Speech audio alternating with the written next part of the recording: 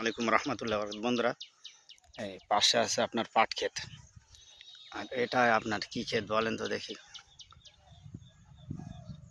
আপনাদের আমি ফুল সহকারে দেখাচ্ছি এই ক্ষেতটা কিসের ক্ষেত, এটা আপনারা জানাবেন।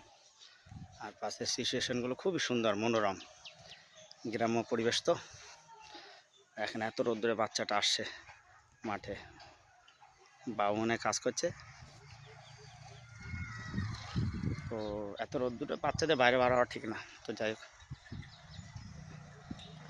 ক্ষেতের এই যে ফসলগুলো দেখতে খুবই সুন্দর লাগে। পাটগুলো ছোট তো ভালো লাগছে দেখতে, খুবই সুন্দর।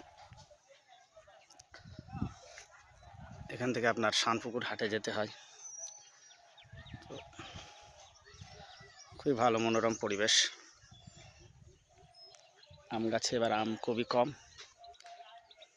তো এক বছর বেশি এক বছর কম হয়। তো দেখাই একটু দূরের গাছগুলোতে আম সেইভাবে নেই, সামনে বছর ইনশাল্লাহ আবার বেশি হবে অবশ্যই।